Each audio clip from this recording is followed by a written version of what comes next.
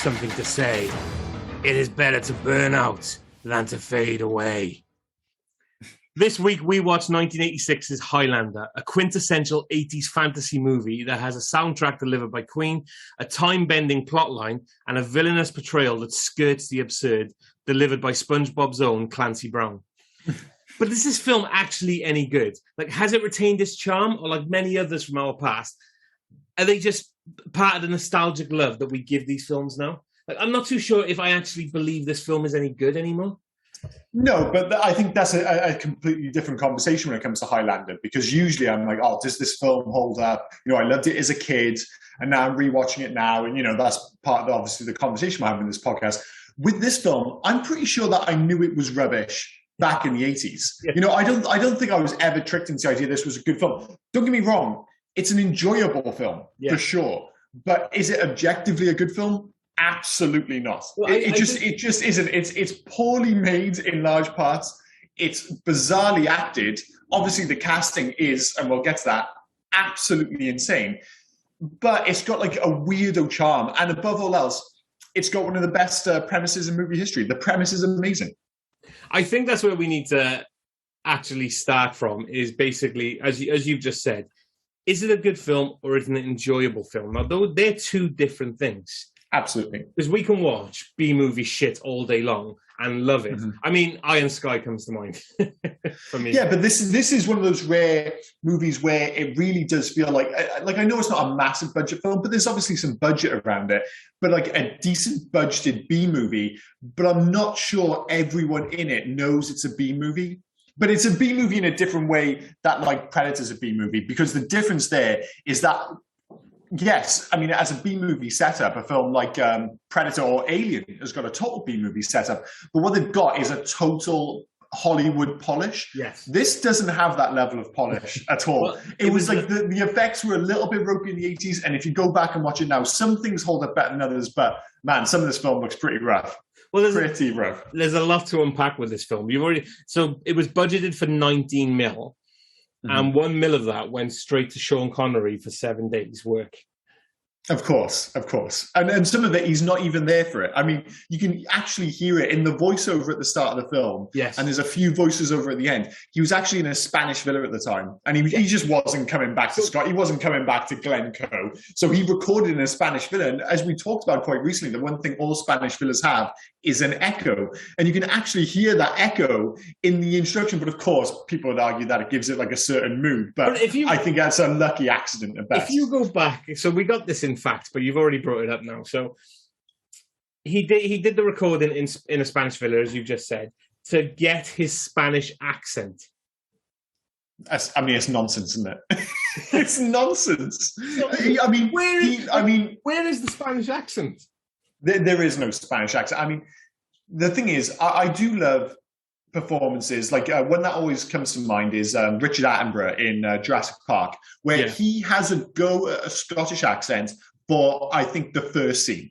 If you go back and watch it, the first scene, he has the old college try at a Scottish accent. He abandons it almost immediately. It's unbelievable. With Sean Connery, he doesn't even do the opening scene. And this isn't just Highlander. This is Hunt for Red October, where he's supposedly Russian. This is The Untouchables. This is 1,000,001 movies he's been in.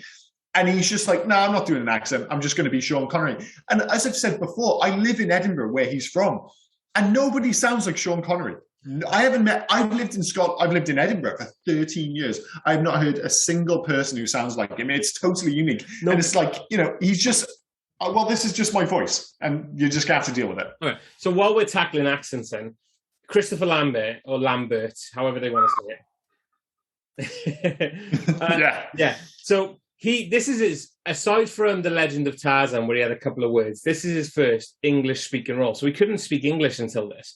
But he does attempt a Scottish accent halfway through the film. When he's telling... He does. Yeah, when he's telling, who is it, Brenda Wyatt, played by Roxanne Hart, when he's telling her, I'm Conor McLeod from the Clan MacLeod, this weird French, Scottish mix, just, oh my God. Oh, it's a bad, there's no two ways about it. It's an absolute shock of accent. I mean, in fairness to the guy, he could hardly speak English at the time. Yeah. They give him this role, and not only does he have to speak English, but now he has to do it in a Scottish accent. And, you know, an accent which can easily go wrong if you're not accustomed to it. Yeah. And in fairness to him, like, he is trying. And once or twice in the film, it almost sounds like a Scottish accent. But for the most part, it's a bit of it was actually voted the worst Scottish accent of all time on screen, just ahead of Mel Gibson and Robin Williams in Mrs. Doubtfire. Now, I think they're a victim of popularity to a certain extent. I mean, Mel Gibson's is pretty rough. I actually think Robin Williams in Mrs. Doubtfire is actually okay. Robin Williams, yeah. Admittedly, I am Welsh, not Scottish. Yeah. I mean, let's be clear. Even Mel Gibson, who gets a lot of grief for his Scottish accent, a lot of that is to do with the popularity of that film. Like, his accent is in a completely different plane of existence to Christopher Lambert's in this film. Like, Mel Gibson's is, you know, if you don't live in Scotland and you're not Scottish, most people would be like, that's a solid try. It's only really if you're Scottish that you know that something's not quite right, or if you live in Scotland. With Christopher Lambert, you don't need to be Scottish to know that accent just isn't working. I mean, how bad is it? Like, in the list of worst movie accents of all time, I came up with a few. So Don Cheadle in his Cockney accent in the Ocean series is pretty bad. Yeah, that is rough. Tom Hardy in Locke, that one, most people won't be aware of that, but if you are Welsh, you will realise that he kind of goes from Welsh to Indian back and forth on a regular basis. It's quite bizarre. Like he's ordering a curry half the time. Yeah, it's like half the film, he gets it, but then the other half he doesn't. But the problem is that the half isn't split evenly, so it's often within one sentence. He goes like from kind of like, oh, that's almost well. Oh no, he sounds like a poo again. So it's kind of back and forth. John Voight in Anaconda, famously bad. Yeah. My personal, like, to the extent that it ruins the film for me, I can't watch Dick Van Dyke in Mary Poppins. I just can't deal with it. He sounds like a deaf person. It's fucking horrendous. Mary Poppins! Dude, it really is that the only reason you can't watch that film? Because I can think of a couple of others. I quite like Mary Poppins. I mean, I've made the argument before that Mary Poppins is actually quite hot, but we won't get into that now.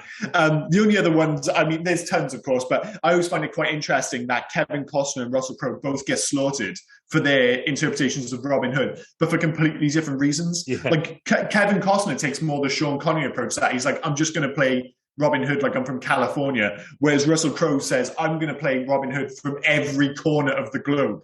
Like, it's just bonkers. But, you know, in that great conversation of truly terrible accents, I would say this falls maybe just behind Dick Van Dyke. I think it's that bad. Yeah.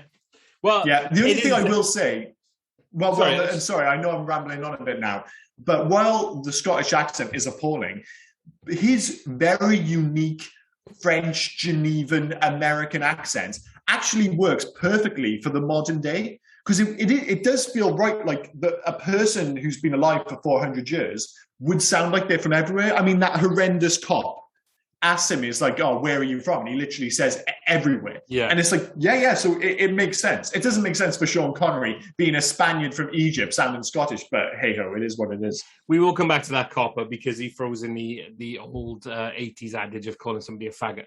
But before we do that, what was with that laugh as well? Like that like Conor McLeod's laugh. That was that to circumvent that, like, he couldn't say some words or something? It's just, you can't because you can't really speak much English. Just laugh here. Yeah, it's weird. He kind of gets away with it. I was talking to my wife about Christopher Lambert. I was like, do you find him handsome? And she was like, well, he's got a bit too much forehead. Without question, he does. And of course, he's got that accent going, as you say, the kind of maniacal laugh where you're like, I'm not sure if it's an affectation or something that was encouraged by the director. But he does have something about him. Like, there's something, like, he has a certain screen presence. And there are certain scenes in particular when the film kind of notches up the stylishness over the kind of like historic aspects of the film, you know, when it's all smoke and neon and it's kind of him glaring through his eyebrows, just saying, like, no, he looks the part. It's like he's not a traditionally handsome man, I don't think, but he has that movie star quality, you know? He does. He definitely gives off some sort of vibe. No more so than right at the beginning, mind, where they concentrate on what I can only class as his steely eyes, or blue steel, if you want to go down the route of Zoolander. Yeah, I mean, they even have the light on it, don't they? Yeah, they just had the light on his eyes and then that concentration. That was done really well. What I wanted to say about that is I loved the shot of Madison Square Gardens. It feels like in 1986, like a drone camera. Yeah, it's like, great. And the thing is, you think most films now, they would put in like CG crowds and stuff. And quite often, even today, you can tell that there was like a real sense of being at that event. I'm still not sure why they picked wrestling over, say boxing. The thing is, maybe it was a thing at the time because this came out, around the same time, a few years after Rocky 3, and Rocky 3 started with a wrestling match as well. Yeah. So maybe it was a thing. But the only thing I'll say is that in 1986, when this was made, people were obviously banging to wrestling because that guy behind him, when he's doing his blue steel moment, the dude almost dribbling on his shoulder because he's so fucking into wrestling. If you look, it's insane. What I loved about the wrestling back then as well is the physique. Because the Fabulous Freebirds, who were meant to be the attractive guys, and who was there as well? It was Dusty Rhodes, who would come down who would come down in polka dots. And it was a different time for physiques for sure. Everyone, people went mad for wrestling in America. Like, it's ridiculous. Yeah, but it really was. I mean, there were some exceptions, and some wrestlers were pretty cut, of course. But it wasn't until kind of a bit later on, you had your Hulk Hogan's and maybe more extreme examples like the Ultimate Warrior. But the 70s going into the 80s, a lot of those wrestlers still had what I call 50s movie star physiques. You know, like kind of like if you go back and watch the 50s version of Superman, it's like, the guy's in okay shape, but in that kind of dad bod kind of way. It's like, he's got broad shoulders, but he's got a bit of a derby on him as well. No more so than Ric Flair. If you're going to go back to that, it's Ric Flair. Great. It's so hard not to do woo. Go on, you can do it. Woo! You got to. It's just, you hear Ric Flair, you got to do now. That's just Sting. Sting took it off. Sting stole it. Yeah, but you can't steal it. This isn't the wrestling podcast. This is the Highlander podcast. Yes, also, welcome to the Hey You Guys podcast, where your hosts, Rob and Liam. How's it going? As we just said, he has his blue steel moment, and he decides to leave. And that guy you said was just dribbling all over him can be heard in the background going, "Where are you going?" As he enters the car park, then, and he has the fight with Russian guy, Polish guy, whoever he's meant to be. Yeah. What was the need in the backflips? Absolutely none. Absolutely none. Like, there were so many backflips. And I was like, where is he going and why is he doing it? That whole fight scene is, and it's an issue that runs all the way through the film, is there's style over substance, like, is just kind of baked into the direction of this film. And the other issue, of course, is that, like I said at the top, the concept of this film, the immortal fighters, the quickening, the gathering, all that jazz, it's an absolutely fantastic concept. And that's why there's been so many TV shows, films, whatever. Nobody's done it perfectly, but it's a great concept.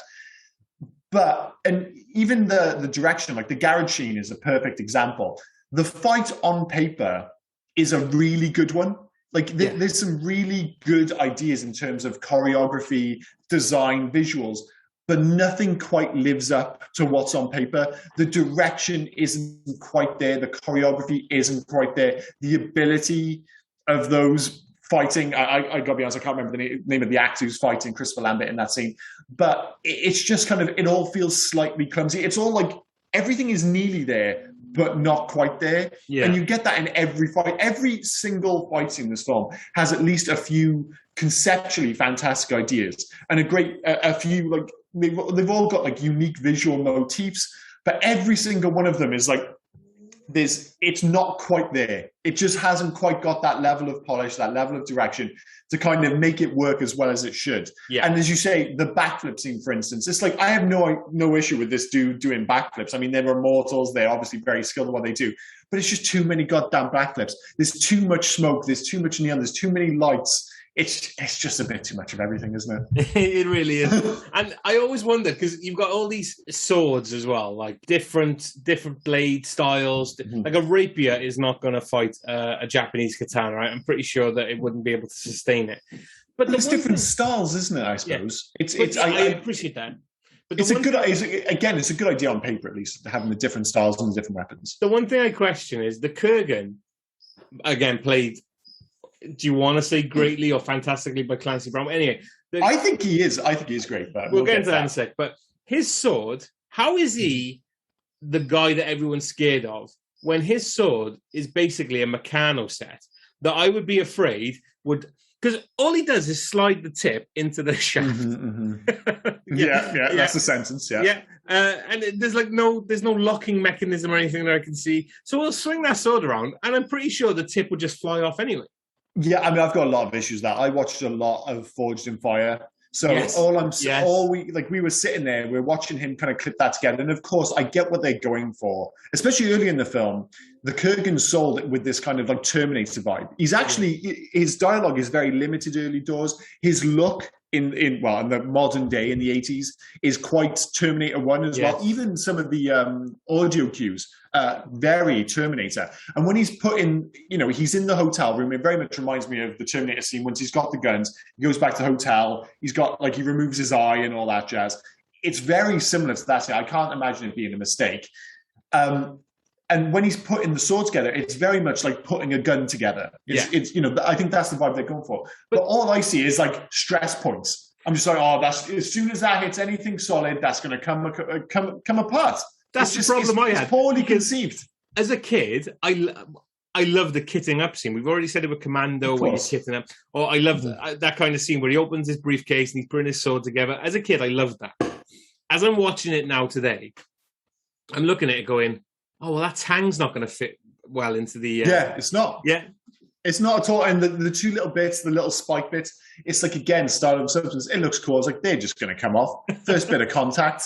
They're not like fastened with any sort of consistency. It's going to come apart, the whole thing. But the Kurgan's look was much better in 1518 or wherever it was in Scotland. The skull helmet, he looked like a villain from what should have been like Willow or Masters or Conan or something. Yeah, he looked genuinely threatening. Yeah. Well, the thing is, I quite like the Kurgan's look all the way through. I think he does look like tough. Like he does, like even like sometimes you look back at someone from the 80s, especially if they're gangs and stuff, they can look a little bit West Side Story when you're looking back now. But with the Kurgan, I was like, he looks amazing back in, 16th century Scotland with all the army. It's like, you see him coming like, this guy means fucking business. But I said, I like the whole kind of metal look. I don't buy the fact that he'd be listening to Queen in his car on tape. Don't buy that at all. No. He looks rather metal to me, but whatever. What was up with his disguise as well? So his disguise was to shave his head except for a little spot on the top and then ram safety pins through his neck. Like, nobody's going to notice me. Well, yeah, the whole Kurgan thing is weird because, as I said, it's like at the start he's this big kind of gothic, fantastical character. Then he becomes this kind of Terminator-esque character for a little while, and then there's that bit where we couldn't decide, like, did he shave his head and leave a bit on the side, or when he had the whole quickening thing, did his hair burn off because there was so much flame? We couldn't figure that out. Whatever. But up until that point, the Kurgan had been pretty monosyllabic. It's like he kept his dialogue to a minimum. Yep. Most of it was in grunts, his mood. Like, as I said, he looked threatening. But from that point onwards, as soon as he decided to shave his head and put, as you say, safety pins in his neck, which is a pretty gross look in fairness, like, he just turns into an asshole. Yep. Like, he just turns into this weird, really gobby slimeball. Like, that, in fairness, that impression you did at the start, absolutely bang on, by the way. But you get no, like, earlier in the film, there's no suggestion that this is what the character is going to become. Like, he hardly says a word. Then at the end, he can't keep his mouth shut. He's sticking his tongue out. He's just like, towards the end of the film, all I can think is that he just becomes a bit gross. It's very strange. It's a very strange character evolution. Of all of them as well, my favorite part of the Kurgan is, "Hi, I'm Candy." Of course you are. Like, what the hell is that? Yeah, he's immortal, but he still likes a bit of skirt and sweet, sweet candy. The thing is, I didn't get that line. And funny enough, the line that you chose, where it's like, it's better to burn out than fade away. Yeah. Isn't that an odd thing to say for an immortal who's been alive for, I assume, centuries? I mean, well, he's definitely could have been alive for millennia for all we know. I'm sure it's explained in the books and the novel, and the magazine. Sorry, I can't speak, comics or whatever. But, we can agree that he's been alive for at least, 400 or 500 years because he's there in 16th century Scotland.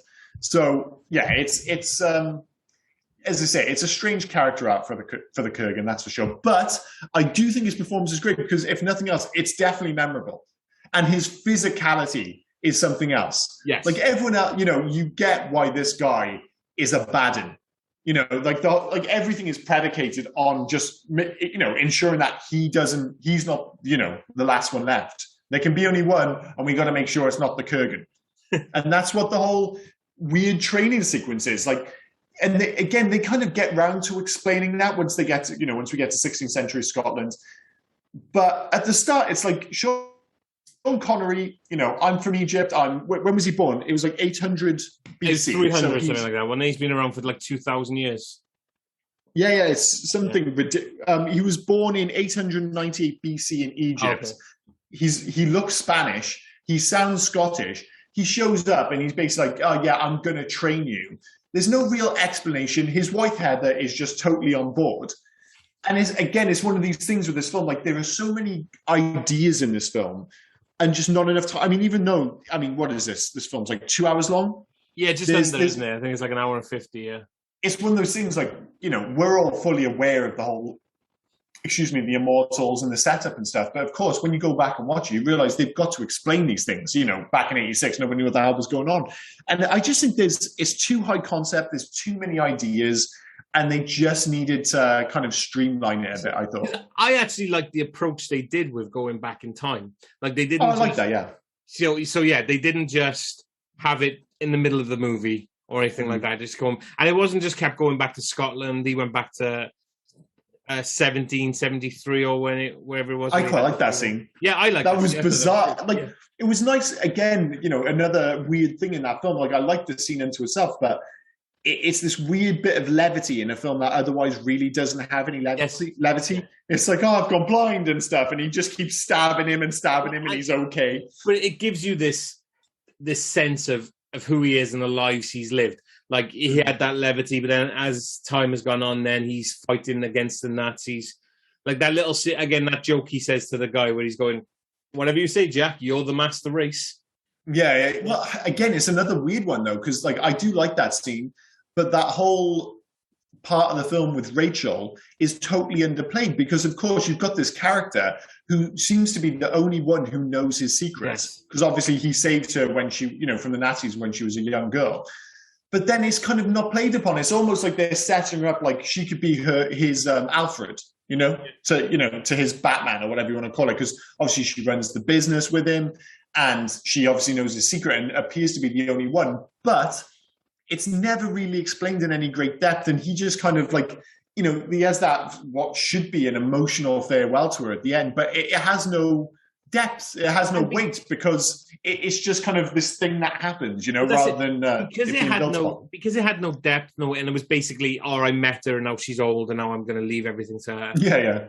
It kind of made me feel that he's had a Rachel previously, like a few maybe. As time has gone on, he's always had somebody who I'm not saying they've always started off as kids, but he's always had somebody that's known his secret and has helped him. Yeah. So that makes sense. Guess and it's more towards like, especially because he watched Heather grow old and die. Which I quite like, by the way. Sorry? I know that sounds quite dark when I say that out loud, but I like that part of the narrative where rather than, because obviously Sean Connery's character, whose name I'm not going to, oh God, what that... Before you say it, sorry, I just want, before we go on to that, because I was just finishing off a point, which was, I was saying... Oh, sorry, mate. That I did like, because he watched her grow old and die, he probably didn't want to do that with others. Do you know what I mean? So he's just getting these people to... And that's probably why he didn't... And I'm probably looking a bit too deeper in than he should do. That's probably why he didn't have much of an emotional... Or there wasn't much of an emotional story with Rachel.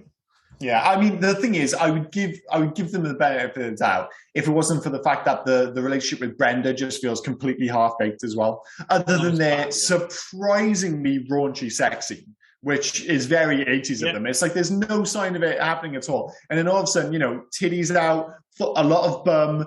It's a very 80s sex scene, but I'm like, it's pretty explicit, There's no messing around with that scene at all. If you were Rachel as well, wouldn't you be pissed off that you keep telling this woman that he's not here and he keeps showing up and just undermines your authority? Like, yeah, I mean... like twice to her. And the second time, he took her in, told her the things, and then had sex with her. Yeah, he did. And again, it was just, there's just enough there to warrant her being there at the end of the film, I suppose, as the kind of, she's playing very much the damsel in distress, I suppose, at the end of the film. But I didn't buy their relationship at all. I thought Brenda was, what's the name of the actress? Roxanne Hart.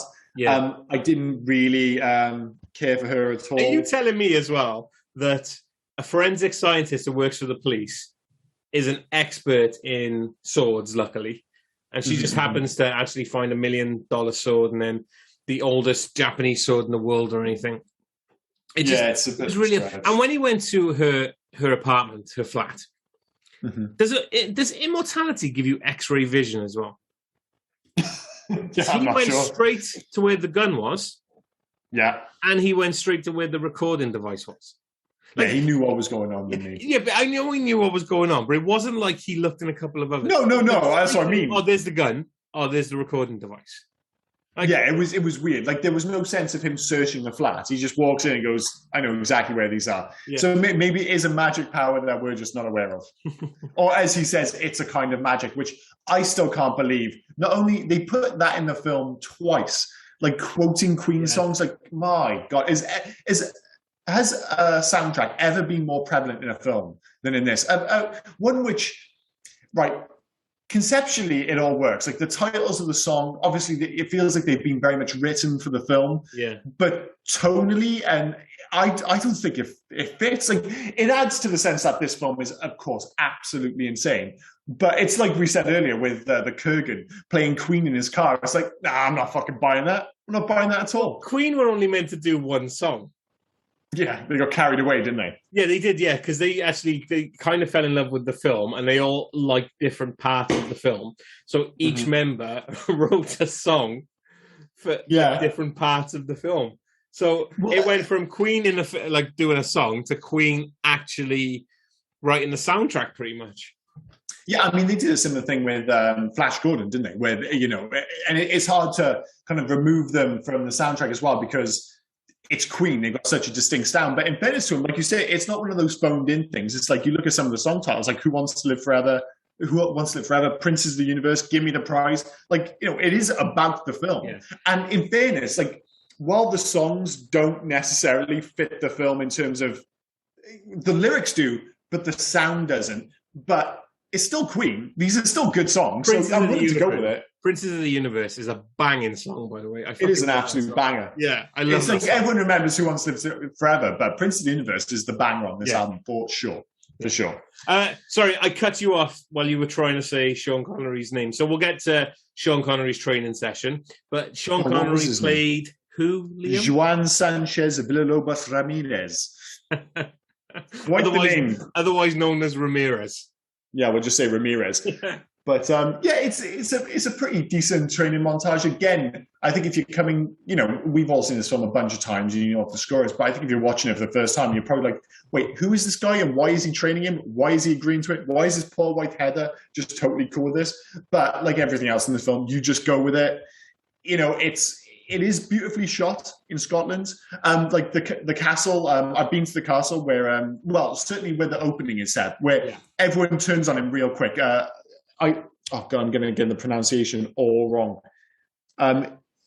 Because it's spelled Eilean, but I think it's pronounced Eilean Castle. It's up in the kind of northwest of Scotland, not far from the Isle of Skye, and it's a gorgeous part of the world. And again, they shoot there, they shoot in Glencoe, and you almost can't go wrong with those kind of places. But so I'm kind of on board, like you said, that they kind of committed to that era. That it's not just all set in the modern day. It's not half the film. It's kind of they cut back and forth between his life back with Heather and his life now, and the different person is and the different accents he's got. But it's weird because, as you say, you're listening to it. Like there's one scene, for instance, where you've got Christopher Lambert explaining haggis to a very Scottish-sounding Sean Connery.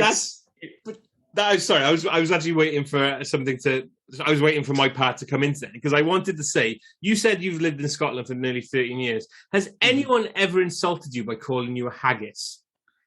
No, it hasn't happened. It has, and I wouldn't take it as a criticism because I tell you what, Haggis is amazing. Yeah, haggis is so good. It's like somebody calling you a black pudding.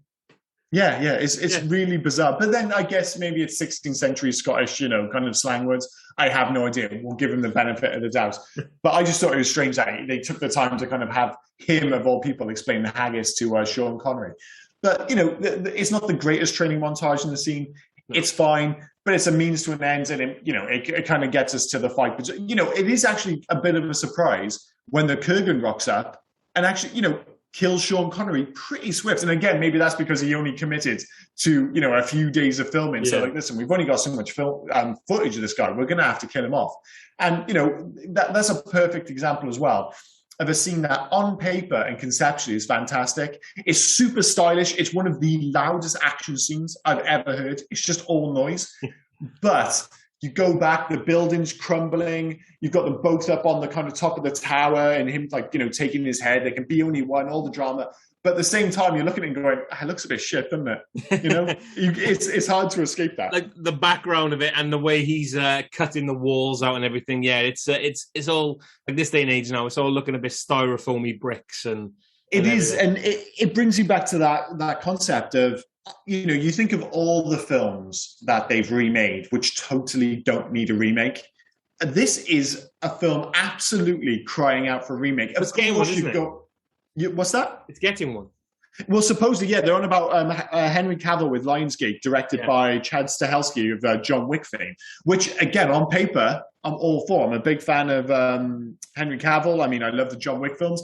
And again, you want that stylishness to remain. All I would hope is that they keep some of the weirdness. They'd have to. They really would have to. Because you just need that bit more polish. That's what you want. I mean, the good thing about Henry Cavill, he's already proven his sword play with The Witcher. So that's so the sword fighting might look a bit more. Well, it would this day and age. Oh, it would. And you got Chad Stahelski. Like the fight scenes are like. Again, you could almost you almost want those scenes again. Like, I wouldn't mind it if they redid the garage scene, redid the fight in his home in 16th century Scotland, because again, on paper, you could almost take them directly in a remake, but just with that additional level of polish, that extra level of kind of choreography that you get with someone like Chad Stahelski.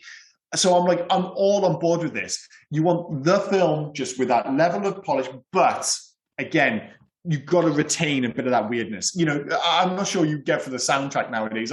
If it was a straight to DVD, you might go for the darkness maybe. But I'd hope to get someone maybe a slightly bigger name than them nowadays in 2021. They probably wouldn't go big band to do a soundtrack again. Well, maybe they would. But it'd be fun if they did. It would be good, yeah. But if you want to keep some weirdness, you'd have to have Henry Cavill being Scottish, just speaking in his English accent. Yeah. That'd be pretty something along those lines. When going back to Scotland, when they call him the devil, and his missus turned on him pretty quickly. Super quick. Yeah. Super quick. When James Cosmo, who is a fantastic actor, by the way, he was in Trainspotting, Braveheart, Troy, Sons of Anarchy. He's shown up in all sorts. He's such a great actor. But when he saves him and he says to Connor, "Can you walk?" And he says, bloody well walk out of here. Mm-hmm. They didn't even get him out of the stocks.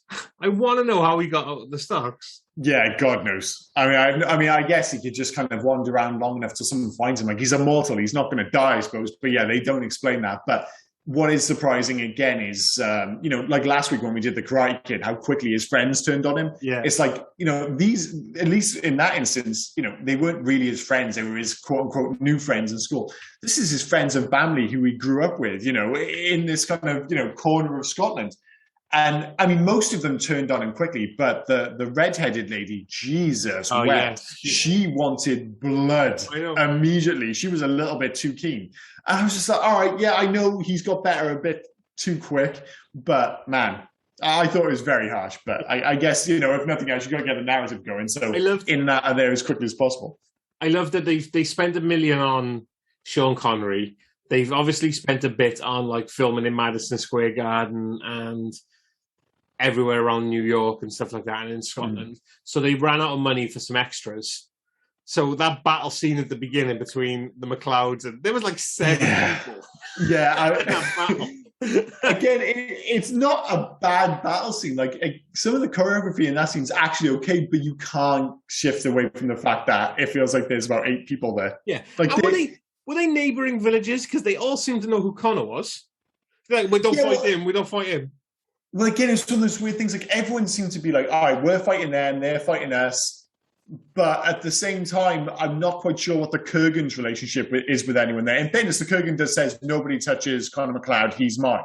Yeah. So that's why nobody fights him, I suppose. But like, yeah, you get to that idea that everybody obviously knows who he is to not go after him. Yeah. But it's kind of like at that point, you're like, how does the Kurgan know that Conor McLeod is immortal? Like he obviously doesn't even know it at that point. Well, it's probably the quickening, isn't it? Yeah, well, no, because there's 2 different things on there. There's the quickening and the gathering. So the quickening, to my mind, looks a little bit like busting a nut. Yeah. I mean, they really get into that, don't they? And then the gathering seems to be this whole like, all right, eventually everyone's going to get drawn together in one place in the world. But that's like 400 years later. So yeah, the survivors are all drawn to the gathering, but the quickening helps you find another immortal. Oh, okay. It's like an early warning system that if you start, as you say, if you're busting a nut and there's no female around or no person that you're attracted to around, then obviously there's an immortal somewhere nearby. Yeah. Well, no, the whole busting nut was more like after they kill them, isn't it? Like they really get quite orgasmic, should we say, afterwards. Yeah, but that wasn't the quickening, was it? That was just... I don't think that actually has a word. The quickening... I thought the quickening was what happens to them after they kill another immortal. So the quickening is when they find another immortal. That's what Ramirez said, I'm sure. But then also... I always thought it was the quickening, was that feeling. But after they ran with the stag, he said this is... Yeah, he did say this is the quickening. But then what? But again, it doesn't make any sense. And again, there's even a point at the end when towards the end of the training scene, when Conor McLeod's asked him, it's like, all these questions like, why am I immortal? Why this? Why that? And he's just like, well, why does the sun rise? That kind of like wishy-washy. I don't know. Don't ask any more questions. This is cool as fuck. Let's just kind of go with it. So yeah, it's a film which benefits from not asking too many questions. In fairness. It just all comes back to that central premise. No, I probably owe you an apology here. Oh, here we go. The quickening is a fictional concept related to the immortal characters of the Highlander franchise, first introduced in this movie. Originally, the quickening referred to the energy immortals are born with that makes them invincible to death unless beheaded. Oh, so it is their energy. So when they're next to each other, they can feel each other's quickening. But obviously, when you get beheaded as well, then you get all the quickening. Yeah. You get that like sweet quickening. An immortal can take another's quickening after beheading them, increasing their personal power. It is said that eventually there will be only one immortal who will gain the prize, the collective energy of all immortals who've ever lived. Yeah. Again, it comes back to the idea. It's like, well, why are they doing this? Why? And everyone's just like, yeah, it doesn't matter. It doesn't matter. It's just, and again, it really doesn't matter because it is a cool idea. And, just this idea of having, and it's something which I don't think is given enough time to breathe, funny enough, in this film, because you've got so many ideas to work with. It's like, I feel like there should have been more fight scenes and more different immortals. Yes. Like, obviously you run into his immortal friend in New York, who the Kurgan ends up killing towards the end. And you're just like, I feels like there should have been 4 or 5 of those. There was a deleted scene. Oh, was there? Yeah, so there was a deleted scene where just before Kurgan kills him in the alley, he has a fight with a Japanese two-handed sword fighter and throws him out of like a 40th story building. I think I've got it in fact, but there was like another one. So I know what you mean, but it sounds like one of those weird things. A two-handed sword fighter. Yeah. It's like you probably don't bring attention to that unless he's a one-handed sword fighter. But it's fine. I know exactly what you mean. Yeah, he's got 2 swords, shall we say? Yeah. It's like, Jimmy One Nose or something like that. It's like, okay, strange. But yeah, it just feels like there should have been more action scenes. Yes. You like beyond Connor fighting the guy at the start, and of course the Kurgan fighting his quote unquote buddy in New York. It's like, it felt like, the whole thing is building towards the gathering, isn't it? Yeah. But then the gathering doesn't really amount to much because, Connor's already had his earlier fight ages ago, long before we even know about the gathering, really. So the gathering's happening in New York. The Kurgan fights one dude, and then it's just those two are off to the races. It feels like, all that build-up, and there's only 3 guys left. Like, they kind of missed the trick as well, because wouldn't the gathering be like again a tournament? But even is 3 people a gathering? I'm not sure if it is. It really is. I feel like you're going to need at least 5 for it to be a fucking accidental meeting, isn't it? It is. And there's no tension. And again, I apologize because I keep forgetting his name, but the dude, the Kurgan, ends up killing at the end. Obviously, they meet in Central Park, Connor and or Nash, whatever you want to call him at this point. And his buddy, and there's no tension between them. You think they might be a little bit like, well, the gathering's here, we're here. Aren't we supposed to kind of, chop each other's heads off? But yeah, it just doesn't exist, and then cuts straight to that really bizarre scene in the alleyway where they're fighting, and half of New York apparently just shows up to watch the fight, including that bizarre. Oh shit! So there's 2 issues here. I was going to go on about the bizarre thing with the old dude and his wife, where the Kurgan takes the car with his wife. He didn't say anything about his wife. He's like, dude, you took my car. And then all of a sudden, by the time he got around the corner, that old woman has ended up on the bonnet of the car. Yeah. And there's no explanation. But that pales in comparison to the random fucking military dude. Yeah. What's his game? I don't know. Like, I don't know whether it was just a throw in another Queen song, because he's listening to Queen just before he... Maybe. And then it's like... And he goes... There's no explanation for it, is there? He's got a seat full of guns. He sees 2 guys fighting with swords, and he goes, this is what you train for. This is like, come on, Marine, this is what you train for. And he grabs a Mac 10. Yeah, of course. One of his 15 Mac 10s conveniently sitting in the car next to him. But there was no context for this dude whatsoever. He just up. He's just randomly driving around the city with tons of guns, just ready for action. Yeah. And he's just like you say, he sees those 2 guys, like, yeah, I'm going to involve myself because why not? And despite the fact that he thinks it's just, a fight between 2 guys with swords, he's happy to put 20 rounds into the Kurgan. Yeah. That whole section doesn't make sense. And then of course they cut to him. He gets quite a lot of screen time. It's quite bizarre. Him in hospital after he's been stabbed by the Kurgan. Yeah. And then you cut to the 2 cops, and they show up in a way that makes you think that, wait, should I know what's happening here? Am I aware that there's this big police investigation going on? It's just another one of these kind of half-baked concepts in the narrative or in the script that kind of flits in and out of the story and then just disappears again. Yeah. Like I said, there's 2 movies worth of stuff in this film. And they've probably tried to force too much in. And he's a perfect example. He does not need to be in there. The scene with him and the cops, cut it. It just is not required. It's crazy. Could cut a lot of the cop stuff anyway.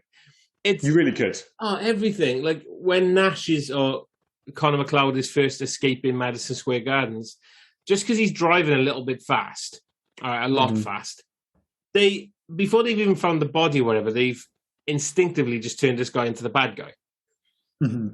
Like they've arrested him, they've dragged him in. The way they accosted him out of that car was ridiculous as well.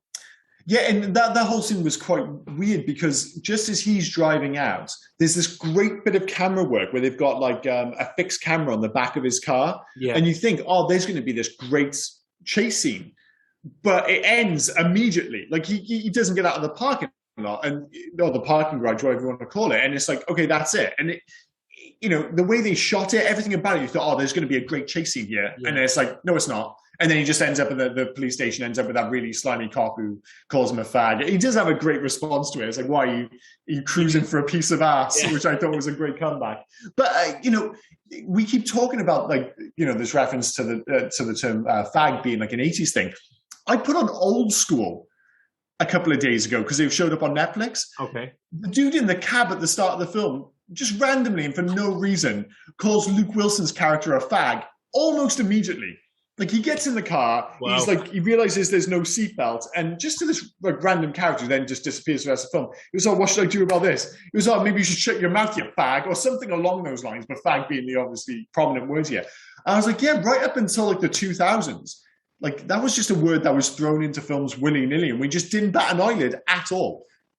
It's just amazing how quick, we it's dropped out of popular culture, out of comedy and out of movies so abruptly that we now associate it with like, oh, this thing they used to say in the 80s. Yes. But dude, it was in movies well into the 2000s. As I said, like Hangover like uses it a lot. Like Hangover, they carpet bomb the start. They're all 2003, 2004 films, aren't they? Yeah, well, it kind of died a death at the end of the kind of raunchy comedy era. Like I think that kind of probably, you know, you could argue that it probably ended with, funnily enough, The End, the one with Seth Rogen and all of them in it. But it was already kind of going the way of the dodo, at the end of the zeros, the noughties, whatever you want to call them, kind of thing. But yeah, we live in a very different time to that because those raunchy comedies, they just wouldn't get made today. No, they just wouldn't get made. Yeah. But again, that's a different conversation, nothing to do with the Highlander. So coming back to the Highlander, coming back to the training scene, when Ramirez has trained Connor everything he knows, they have this dual sword kata thing going on top of the mountain. Yeah. Ramirez has gained quite a bit of weight, or the stunt double under that is wearing a parachute. Yeah.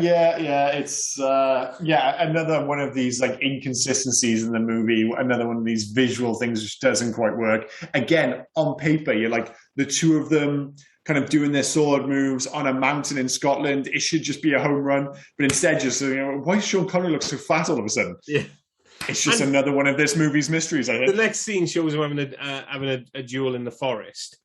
Mm-hmm. There's no way he was getting his fucking sword back. They showed that thing falling a lot. Yeah, they really did. They really did. It's quite bizarre. But as I say, it's, you know, when you think of this film, you really do think of Sean Connery, you think of Ramirez. And he, you know, it kind of speaks to the screen presence of Connery that it kind of sticks in your head. But he's not actually in much of this film at all. I mean, we said it's about an hour and 50 to 2 hours long, and he's probably in it for being generous, 25 to 30 minutes.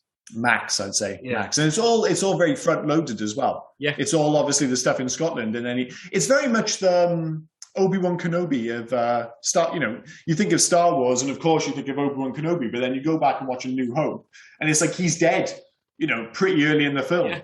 And it's very similar with this. It's like he shows up, he does the training, he dies pretty quickly at the Kurgan's hand. And I assume that's why he was training Connor, because he was just like, you know, I'm not sure. Can you get too old if you're an immortal? I have no idea. I think it was more the Kurgan can't win.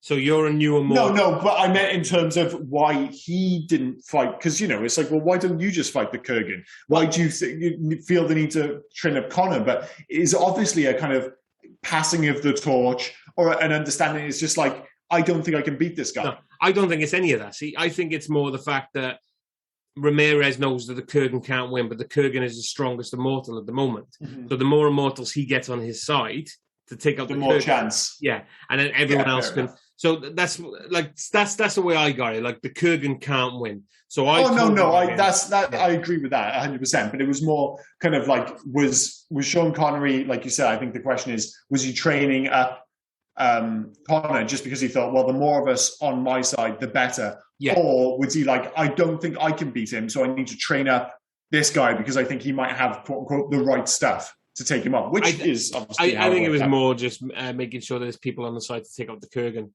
But, yeah, fair enough. I mean, it's in the eyes of the beholder, as it were. Yeah, exactly. Like so many aspects of this film, you can just fly with it. And I guess in the grand scheme of things, it doesn't really matter. No. So do you think we've covered the film enough, or do you want to, have you got anything else? Well, I guess the main thing is, I mean, I did want to bring up the fact that the Kurgan's randomly eating a mini milk later in the film, but it does all build up to two pretty cool scenes. Like at the end of the film, like despite the fact that in terms of his character evolution, it seems a bit of a jump for the Kurgan in the end, but I love the scene in the church where suddenly it feels like a horror film. Like he's horrendous in that scene. And I think that last action scene up on the roof with the scaffolding and the sign, there's some really good stuff there.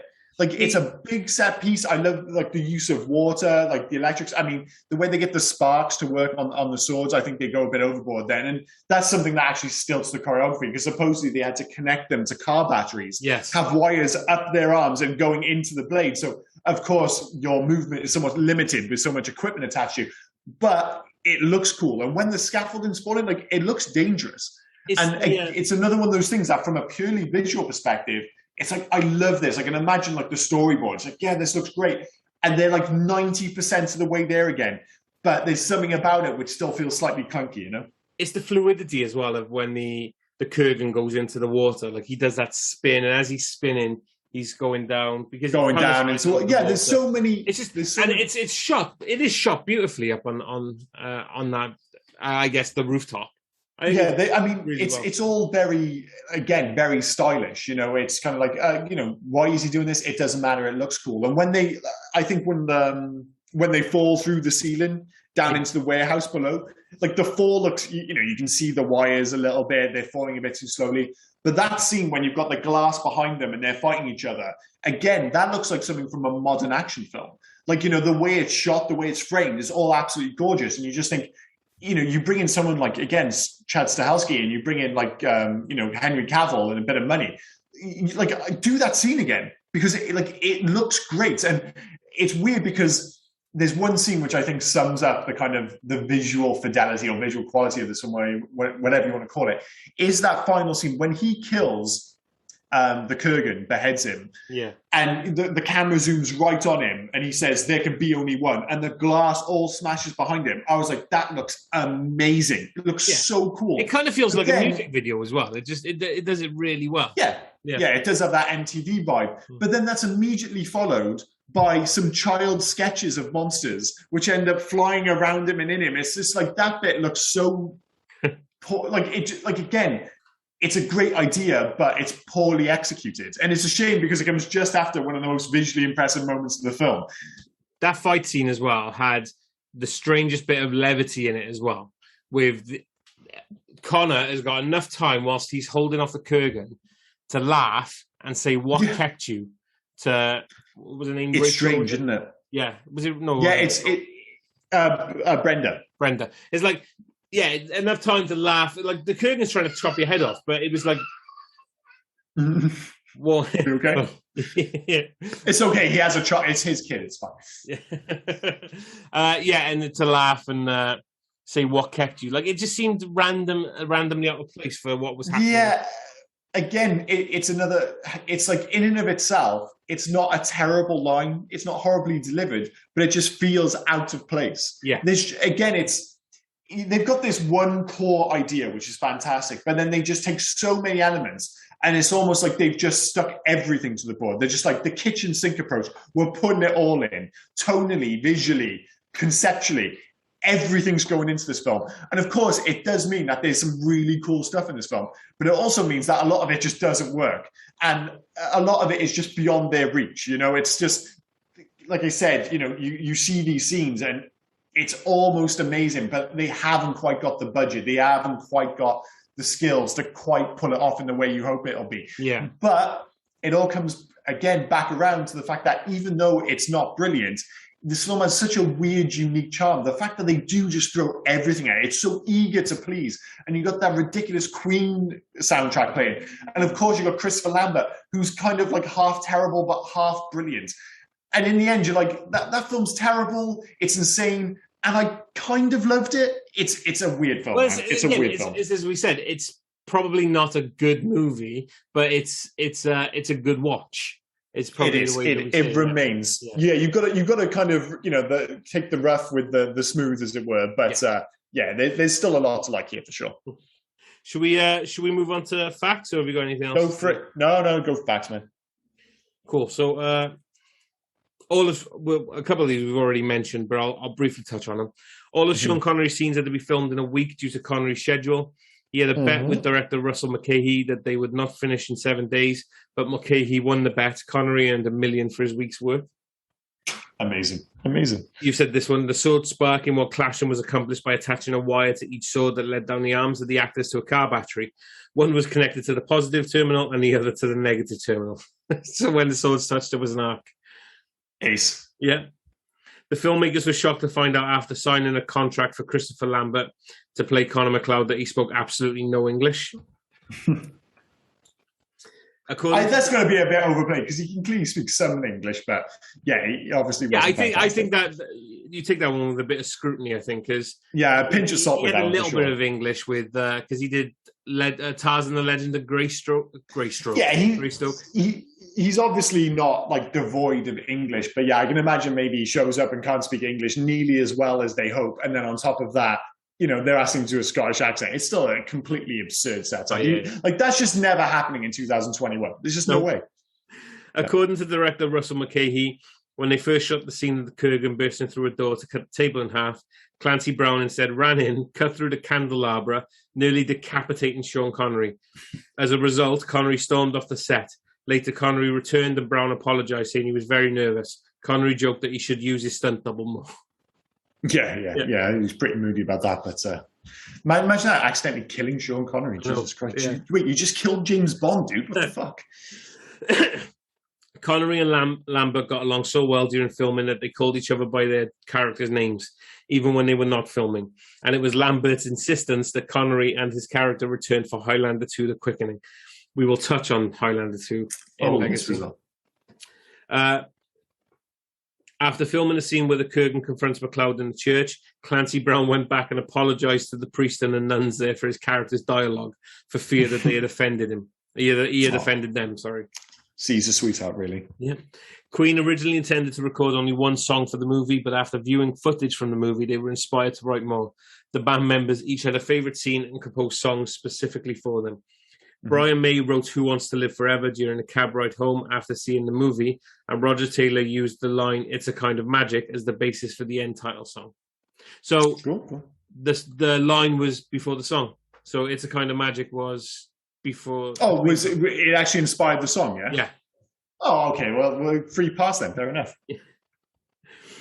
Again, though, I'm not sure if it makes any sense then. No, it doesn't. It's just... No, it doesn't matter. Forget it. While filming the scene, you've already said it, Eileen Donnan Castle. Eileen Donnan Castle, yeah. The car park by the castle had to be covered up with tons of peat to disguise it. The house located by the bridge out to the castle was boxed in with hardboard and painted over so that it looked just like real stone, even when you stood right beside it. Extras were paid £25 a day with £10 bonus if they took their own horses. A lot of the locals took several days off work to do it. Yeah, there's great views from that car park as well. I've actually got a fantastic picture of me. I know that sounds a little bit big-headed, but it basically... I was at Eileen Castle, and I've got, the view behind me of the castle over the water and stuff. And my friend's like, hold your arm up. Like, you've got an eagle on your arm. And I was like, all right, so I did it. And then he put an eagle into the picture. And it legitimately looks like I'm just standing there in front of Eileen Castle with an eagle on my arm. It's just one of my favorite photos of me. Oh, that's not your profile picture. I'll never know. I know. I got to sort that out, man. The cast had such a good time doing the movie, they filmed additional scenes for free, detailing MacLeod's relationship with his assistant. So we probably weren't going to get anything anyway. What about the assistant? They had to do some for free. That's ridiculous. Well, as I say, it's a shame. It's just another one of those stories that just didn't get the time it required more than anything else. The opening shot, which I already said was beautiful, of sweeping through the stadium was accomplished using a computerized system that held the camera on 4 wires. The system was invented by the inventor of the Steadicam stabilizing camera system, Garrett Brown. No, it does feel like a very modern shot where it comes in. It's really, really impressive. Kurt Russell was originally cast as Connor MacLeod, but he pulled out of the project on the insistence of Goldie Hawn. He instead starred in Big Trouble in Little China. Well, that's worked out brilliantly. Yeah. Don't get me wrong. I think he would have been good in this, but he had to do Big Trouble in Little China. He had to. The opening credits with red text on a black background were only intended to be temporary, but the producers liked the look of them so much they were kept for the final cut. They do look temporary, don't they? It does a bit. Yeah, that opening section just feels a little bit old-fashioned, even by 80 standards. According to Clancy Brown, the original script contained more dialogue reflecting on the immortals' long lives. And we've mentioned it already. It's something that is kind of touched upon but never dealt with any great detail. And I'm sure it is obviously in the sequels, the TV shows, all that governs. But in this film, at least, it feels like something the film's screaming out for. But there's only so many hours in the day, and this already is not a long film, but it's not a short film either. No, that's it for facts for me. I've only got a few. I mean, it's just bizarre that other than James Bond, Ramirez is the only character that Connery ever played more than once, which just seems insane. Like, this is like Highlander 2, The Quickening was the film he felt compelled to come back for.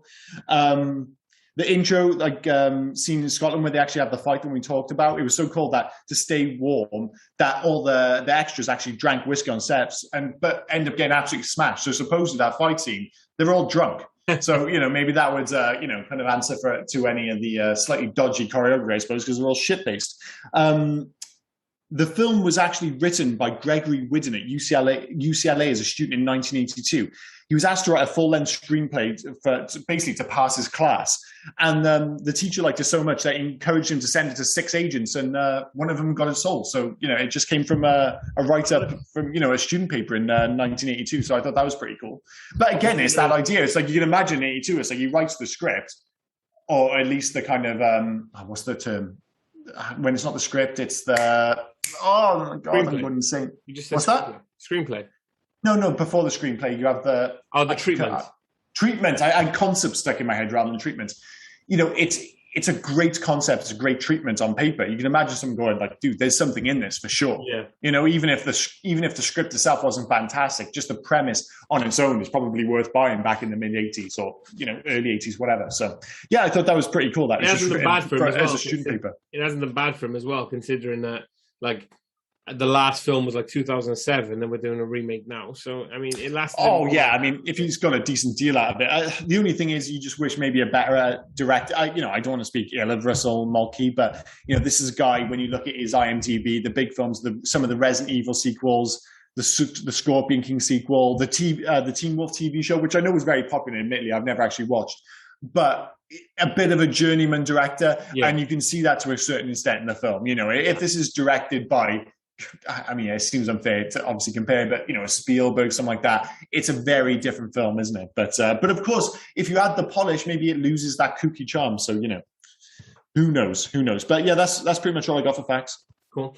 So we'll move on to Legacy, and this has long. This has a long legacy. So films alone, you had Highlander 2, The Quickening, Highlander 3, The Sorcerer, which all three had there was no sense to them. We can cover them a little bit more.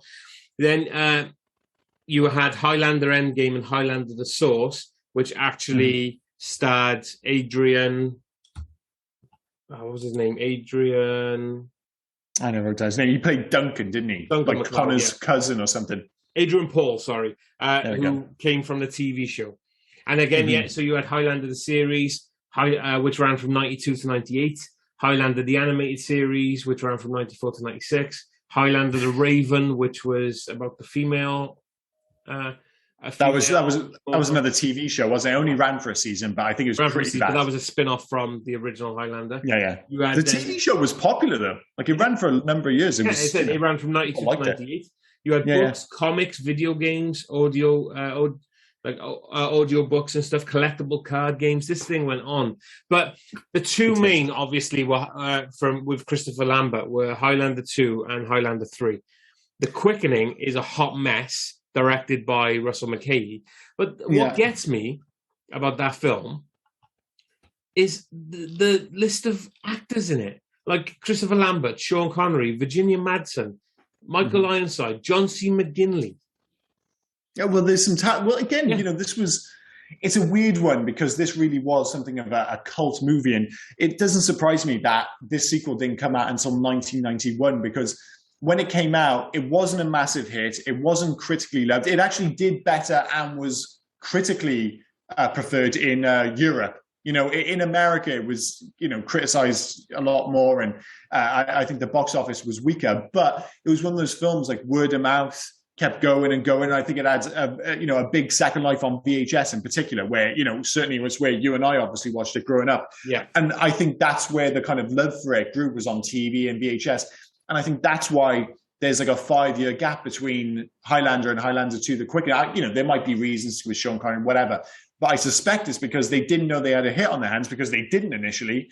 But eventually, people love this film. It's made this, X amount on VHS and rentals and stuff. So, let's get another film greenlit. And by that point, I can imagine, it had something of a reputation for being one of the better loved films of the 80s. The issue is people love that film. So they made Highlander 2, which was about space aliens. Yeah. And then Highlander 3, which had nothing to do with Highlander 2. And it introduced a sorcerer. All I can think, it was just the weirdest. It's the weirdest collection of films that you will ever see. It really is. And like the second one, maybe you can half explain by the fact that, well, they killed off Sean Connery. So they were looking for an excuse to bring him back, essentially, because that was the big draw, wasn't it? But no, it was getting Sean Connery back. They weren't going to bring him back, was it? It was Christopher Lambert who said, I'll do the sequel, but you have to bring Sean Connery back. Yeah, that's what I mean. So he said that. So then they, you send that to the writer's room, and they're like, but he's dead. It's like, well, he's not going to do the film unless Sean Connery's in it. So you've got to make him not dead. So they're like, space alien? He's an alien. Yeah, we'll go with an alien. So yeah, the second film is dumb as shit. The third film's insane as well. And the weirdest thing is, there's already so much complex lore to work with here. Like, you've got an infinite amount to work with. You've got like a bunch of immortals, geographically you can come from any direction. And instead they're like, no, let's add aliens and sorcerers. It's like, dude, why are you building on top of, a concept which already was too big for the first film?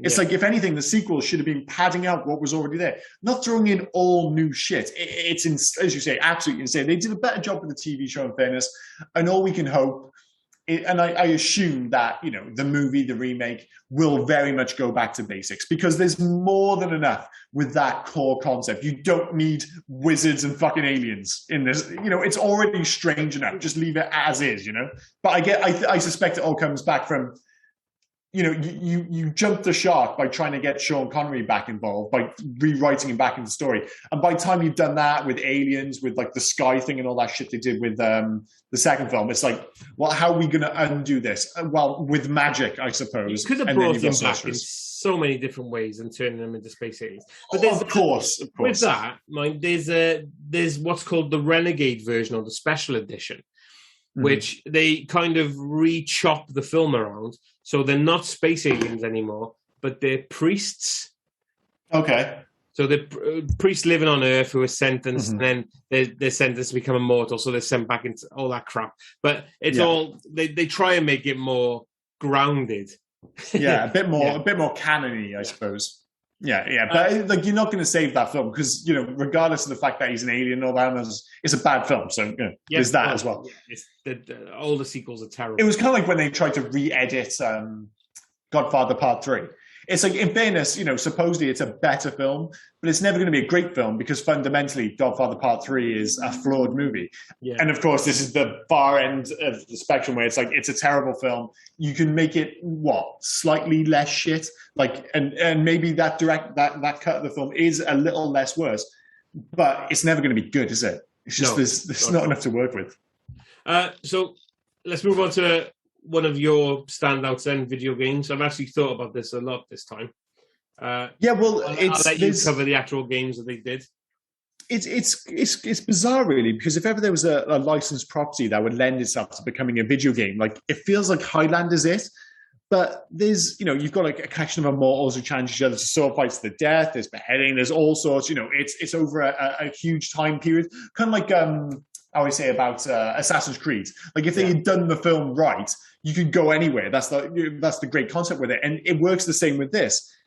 But for some odd reason, there's hardly any video games. There was like the terrible tie-in back in '86 for the Atari and Commodore 64. That was terrible. And then Square Enix was going to, they actually started developing a game for the 360 PS3 2010. Yeah, but that got cancelled. And you look at it like, why aren't there a whole fucking mess of Highlander video games? But it just never materialized. It's absolutely bizarre. Unless you've got any, which I missed out on. No, I haven't got any. You've already said there was a Spectrum game, but that was basically the Atari one, wasn't it? Yeah, it was on Spectrum, Atari, and C64. And there was, that was garbage. Atari Jaguar one called Blast of the McClouds.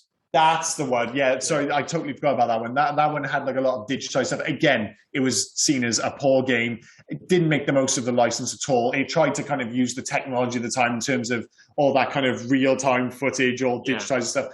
But again, it was a hot mess. And, you would think something along the lines of a developer of the size of Square Enix. You're like, maybe they can make the most of the property, but that got cancelled as well. So it's just bizarre that there hasn't been more done with it. You kind of approached where I would have gone with it, which was, it maybe not Ubisoft, but I would actually definitely make it like an Assassin's Creed-esque, because you got all the elements there anyway, which is that you've got the time travel. You know, you don't have to do it the way they do it in Assassin's Creed, which is through this weird machine, the Animus.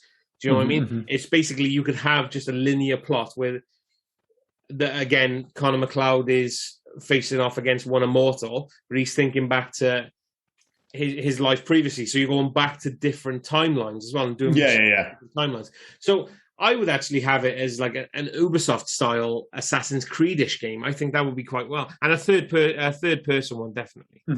It's weird that you say that, because I think that's a great idea, but I actually went for Ubisoft as well, but I went for a different game.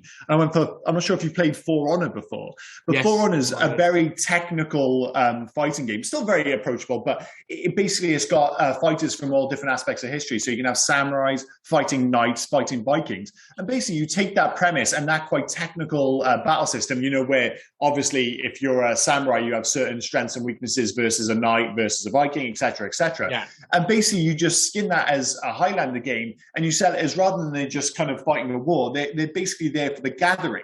So it's, you know, and it doesn't always just have to be one-on-one, kind of like that initial scene in Scotland where, yeah, you have to fight some of the kind of chump change, you know, non-immortals in and around the battlefield, but then you'd have, say, the Kurgan or, you know, the other immortal at the other end of the battle, and you've got to make your way to each other and eventually fight in the middle of it. So I thought, you know, if you wanted to do a straight up action game, something along For Honor would work. But if you can do something more kind of, not even necessarily story based, but more of a kind of gradual adventure, I thought something developed by From Software, the guys who do Dark Souls. Oh, yeah. Like that kind of battle system, so very unforgiving. But so you have that kind of core narrative where you're making your way through the game. You've got to kill people to get to the, you know, quote unquote, the bosses, but they're all different immortals in different time, you know, still going through time, you know, which leads to the gathering at the end. But what it would also have, which is similar to the Dark Souls game, is that persistent online world. So other players acting as other immortals can invade your world and basically challenge you at any point in the game. So yeah, you're fighting your way towards the CPU-controlled immortals, but at any moment, other people around the world can jump into your game as immortals and basically chop your head off. I thought that'd be kind of cool as well. So either For Honor or a Dark Souls thing, but one of those two. Yeah, and like I said, for me, it'd be an Assassin's Creed-esque story-based game. So I think all three sound good. I think we're on to a winner with anything, to be honest. Yeah, definitely. We should stop recording all these and just start...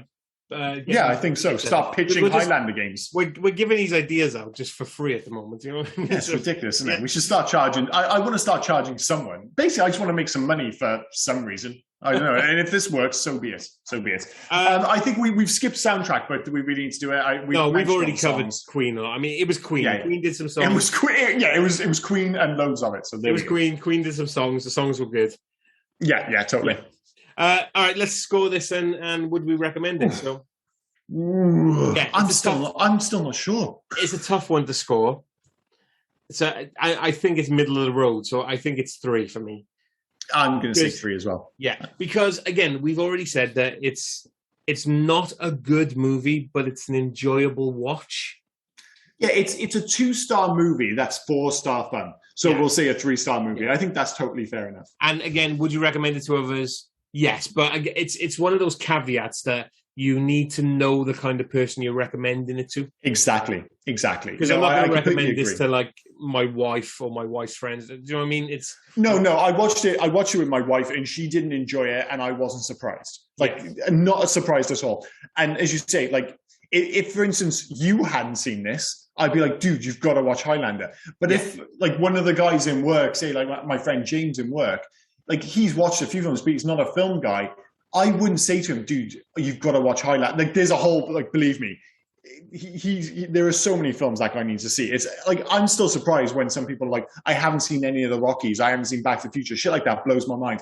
But I'm not going to tell somebody like that, like, oh, forget all those. You need to watch Highlander. Yeah. It's so of its time. You need to watch it, as you say, with a certain state of mind, almost a kind of somewhat forgiving state of mind. So yeah, it's not for everyone, that's for sure. It's a know your audience thing if you're recommending this. Absolutely.